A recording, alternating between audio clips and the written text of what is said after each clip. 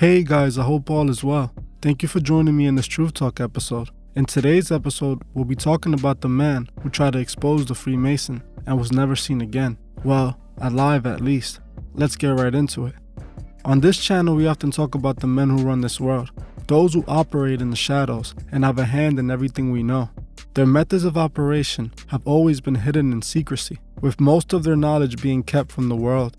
The Masons have been accused many times throughout history of being a sinister organization with plans for a new world order. Some people have even accused the Masons of being a satanic organization that serves Lucifer's agenda. But if you were to ask any Freemason if any of this were true, they would most likely tell you no. So if the Masons aren't doing anything sinister, what would be the purpose of operating in so much secrecy if there's nothing to hide? Even though most Masons most likely won't tell you any of their secrets, they expect you to believe they aren't hiding anything sinister. If the Masons truly have no secrets worth knowing, what's the point of making members take an oath and swear on the Bible that they would keep all the Masons' secrets? It's a known fact that the Freemasons will go great lengths in order to stop the secret rituals from being exposed. In fact, when Masons take the Masonic oath, if they so betray the organization, it's punishable by death. William Morgan was a Freemason who was born in the year 1774 in New York and would disappear in 1826 after trying to expose the Mason's secret in a book he wrote called Illustration of Masonry. Morgan himself claims to have been made a Freemason member while in Canada. He claimed that he made it to the Master Mason degree in the Scottish Rite Lodge. He eventually would be forced out of the order due to suspicion of what his intentions were. This is when Morgan decided to begin writing his tell-all book, the book that would eventually cost him his life. The Masons didn't take kindly to this and denounced Morgan, even attempting to destroy the newspaper office that was publishing Morgan's book by setting it ablaze. On September 11, 1826, they would get Morgan arrested on trumped-up charges, accusing him of non-payment of a loan and stealing a shirt and tie. This would obviously make it difficult for Morgan to be able to publish his book. Morgan will be released after one of the book investors heard he was in jail and paid off his debts. The Masons wouldn't give up though, as Morgan would then get rearrested for not paying a bill at a bar. While he was in jail, the Masons would go into the jail and take him out of the jail, and after this, he was never seen again. It is believed they took him to Niagara River and tossed him overboard in the middle of the river. His body was never truly found, and no one knows what happened to him after. A group of Masons claimed that they never did anything to Morgan, that all they did was give him $500 and told him to leave town and never come back. But let's be honest here, we know what truly happened to Morgan. Morgan was effectively silenced, but his book will still be published by the book's investor David Miller. David Miller will publish the book, and it went on to be a bestseller.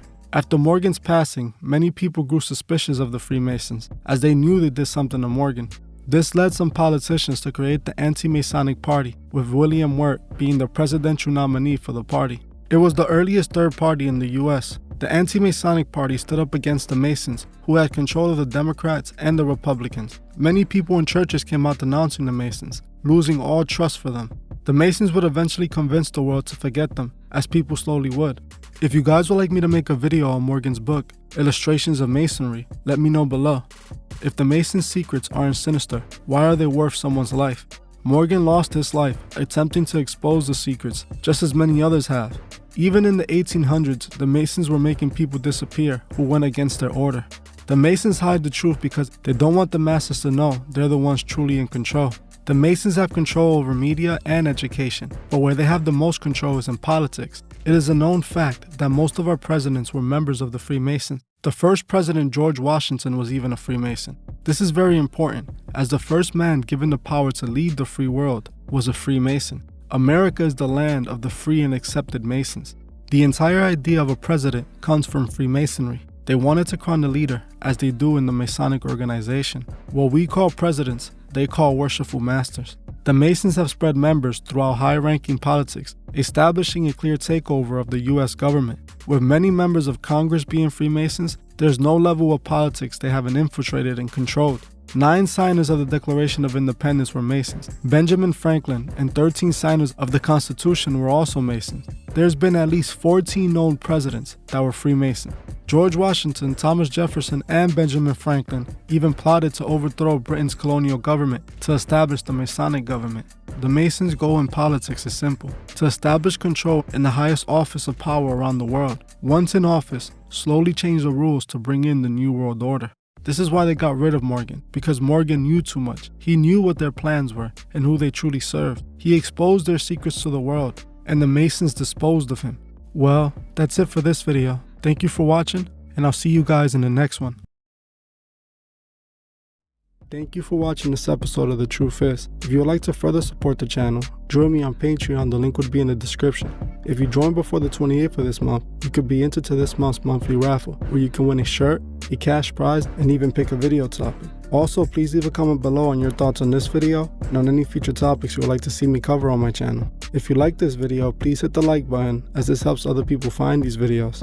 If you're new to the channel, please subscribe and hit the bell so you can be notified of future videos. Please follow me on Instagram at TheTruthIs01 and on TikTok at TheTruthIs. I will gladly appreciate it. Thank you. Goodbye.